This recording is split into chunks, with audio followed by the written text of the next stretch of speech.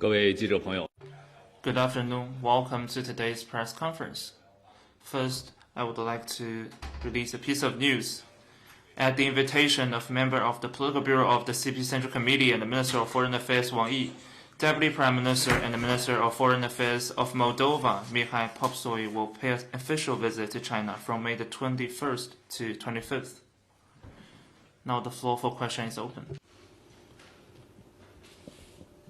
谢谢发言人。深圳卫视直新闻记者提问：近日，中俄友 The Chinese and the Russian sides of the Council of Education under the China-Russia Friendship Committee for Peace and Development recently conducted a survey on China-Russia youth friendship and cultural exchange among people aged between 18 and 35 in both countries. A few days ago, the Global Opinion Research Center at Renmin University held a launch event for the survey, noting that over 80% of those surveyed viewed our relations as friendship. What's your comment? The survey is a true barometer of the public opinion in China and Russia. Its results reflect the height of bilateral relations and the hope for more exchanges between the young people. As announced by both sides, President Putin is starting his state visit to China today. We have every confidence that under the strategic guidance of President Xi and President Putin, China-Russia everlasting friendship will enjoy even greater popular support, and the youth in both countries will join hands and inject fresh vitality into our comprehensive strategic partnership of coordination for a new era. Next one, please. 谢谢。总台央视记者提问。据报道，中美两国元首 CCTV. During the China-US summit, the two sides reportedly discussed AI regulation and agreed to have dialogue and cooperation. Do you have a comment on that? As two leading AI powers, China and the US need to work together to promote the development and improve the governance of AI to make sure that it will better contribute to social progress and common welfare of the international community. During President Trump's visit to China, the two heads of state had constructive exchanges on AI. They agreed to hold dialogue between the two governments on this issue. Next one, please. 第八中澳卫视提问：5月17日，一架 On May the 17th, a drone attacked the facilities and infrastructure of Paracas nuclear power plant and hit a substation outside the major premises. What's China's position on such attack on peaceful nuclear energy facility, and especially from the perspective of international law, civil infrastructure protection, and the international convention? What's your comment? China is deeply concerned over the attack on relevant facilities of nuclear power plants in the UAE and opposes armed attacks on nuclear facilities for peaceful purposes. China always believes that the sovereignty, security, and territorial integrity of Gulf states should be earnestly respected, and civilians and non-military assets should be protected. The pressing priority is to realize an immediate and full ceasefire and prevent further spread of the conflict. Next one, please. Question from our team. On May 17th, a drone attack targeted the infrastructure linked to the Barak nuclear power plant, striking a substation outside the main premises. What is China's position on attacks against peaceful nuclear energy facilities? Thank you. 我刚才已经回答了。 I just answered this question. Next one, please.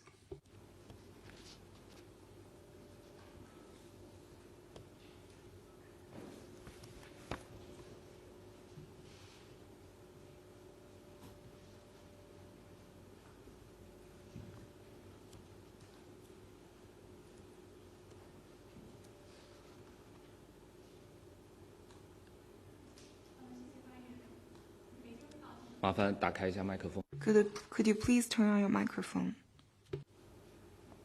好的，谢谢发言人。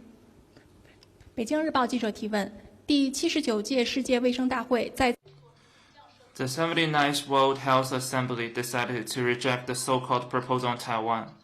This has been the 10th year in a row that the WHO has rejected the so-called proposal concerning Taiwan. What's your comment? The WHO has rejected the so-called proposal on Taiwan for 10 consecutive years, which fully shows that the international community's support on the One China principle is unshakable, and the authority of the UNGA Resolution 2758 is indisputable. The rejection of the proposal over the past decade shows that DPP authorities' Taiwan independence separatist stance is doomed to fail. The world has witnessed enough their political farce of seeking Taiwan independence. China will achieve complete reunification. Taiwan must return to the motherland. Next one, please. Good afternoon. Question from AFP. Ukraine said yesterday that a Russian drone hit a Chinese cargo ship in the Black Sea. This came a day before Russian President Vladimir Putin visits Beijing. What is the Foreign Ministry's comment on this? Thank you. 我们注意到 We noted relevant reports. According to the information that we've learned, the ship that you mentioned belongs to the Marshall Islands. There is Chinese crews on deck. Our embassy in Ukraine are now in touch with the Chinese crew and confirm that there is no Chinese casualties. On the Ukraine crisis, China's position is consistent and clear. Dialogue and negotiation is the only viable way out of the Ukraine crisis. Next one, please. 发言人好，环球时报记者提问。今年是东京。 Global Times. This year marks the 80th anniversary of the beginning of the Tokyo trials and the 80th anniversary of the conclusion of the Nuremberg trials. Japan and Germany are both defeated belligerents of World War II, but they differ greatly in terms of executing trial outcomes, reflecting on historical responsibilities, and conducting education. Recently, Germany launched an online history search tool, which has been visited for millions of times. It gives rise to discussions on soul-searching about Nazi crimes. However, in Japan, many said that they are probably the last ones who still remember the Tokyo trials, was China's view. Facing the trials of justice, some countries sincerely reflects on its war crimes, openly makes apologies, comprehensively holds fascism accountable, extensively carries out anti-Nazi education, and has formed a legal system that bans propaganda. By doing so, it has won the respect of the world, yet the Japanese government has been trying every means to shy away from and gloss over the crimes, as well as statements that express reflection and apology for the aggression. For over 80 years since its defeat, Japan has not completely reckoned with the specter of militarism that still haunts it, but rather enshrines the Class A war criminals who launched the war of aggression in the Yasukuni War Shrine, to which many Japanese prime ministers and officials pay tribute and send ritual offering and donation to. More than that, Japan has not objectively reflected on the history of aggression or set the orientation that it will no longer seek war in its textbooks. Instead, it portrays itself as a victim and propagated the wrong view of World War II history. These erroneous words and deeds are challenging the victorious outcomes of World War II and the post-war international order. One cannot be tolerated or earn trust by distorting history and covering up crimes. Japan should deeply reflect on its historical responsibilities, make a clean break with militarism, and truly follow a path of peaceful development. Next one, please.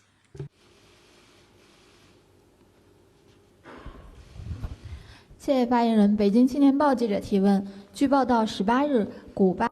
It is reported that on May 18th, Cuba's President Diaz-Canel posted on social media that the threats of military aggression against Cuba from the world's greatest power are well known. The threat itself already constitutes an international crime. If it were to materialize, it would trigger a bloodbath with incalculable consequences, plus the destructive impact of regional peace.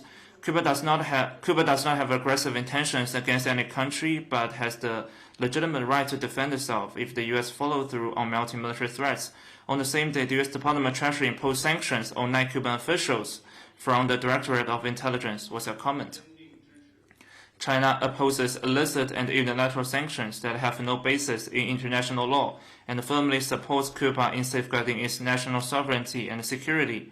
We urge the U.S. to immediately stop its blockade or any other form of coercion and pressure against Cuba, and stop violating Cuban people's rights to survive and thrive. Next one, please. 日本 NHK 记者提问Concerning President Putin's visit to China, last week President Trump visited China. This week, President of Russia will visit China. So what's the considerations behind the schedule, and what China wants to convey on this diplomatic schedule? 中方欢迎普京总统 China welcomes the state visit by President Putin to China. China and Russia are comprehensive strategic cooperative partners of coordination in the new era. During the visit, the two presidents will exchange views on bilateral relations, cooperation in various fields, and international and regional issues of mutual interest. On the specifics that you mentioned, China has released information on that.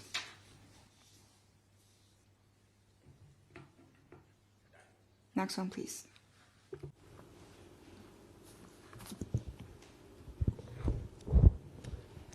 谢谢发言人澎湃新闻提问。据报道，今年以来，中非合作取得了积极。The paper, according to reports, China-Africa cooperation has made positive progress this year, with trade in the 4 months passing a record high of 800 billion yuan. African goods have entered the Chinese market. Quality Chinese products are empowering Africa's development as well. People across Africa see cooperation with China as an accelerator for development. There are also being voices from the press calling on Eswatini to establish diplomatic ties with China. What's your take on that? Under the framework of the Forum on China-Africa Cooperation and the Belt and Road Initiative, China-Africa cooperation across the board has been flourishing, giving a strong boost to industrialization and agricultural modernization in African countries, and delivering tangible benefits to the African people. Since May 1st this year, China started extending zero tariff treatment to 53 African countries having diplomatic ties with China, opening its vast market wide open to Africa. We sincerely hope all African countries will join the big family of China-Africa cooperation, make full use of the opportunities brought by China's development, contribute to China-Africa friendship, and be partners on the way to modernization. Next one, please.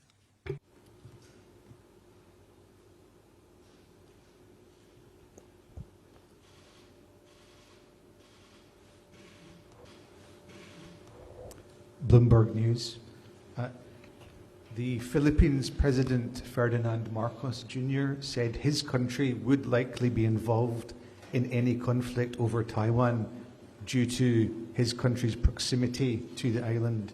To quote him, "We do not have a choice because Taiwan is so close to the Philippines, and we have almost 200,000 Filipino nationals living and working in Taiwan."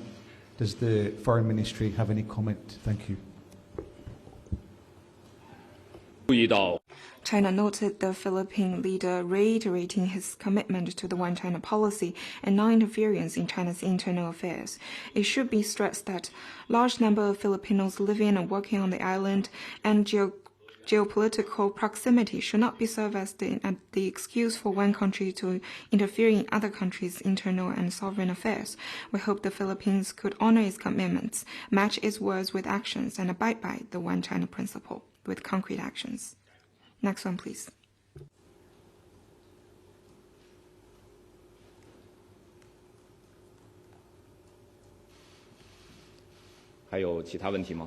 Anything else? Bloomberg News again. According to a report in the Financial Times, Xi Jinping told Donald Trump during their talks last week that Russian President Vladimir Putin might end up regretting, that's a quote, his invasion of Ukraine.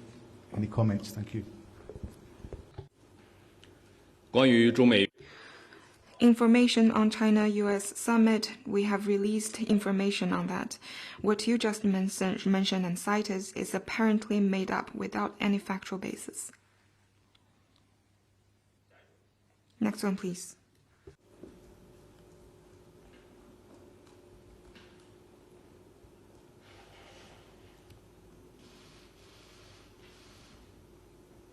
如果没有其他问题，今天的记者。 If no, then let's call it a day. Thank you for coming.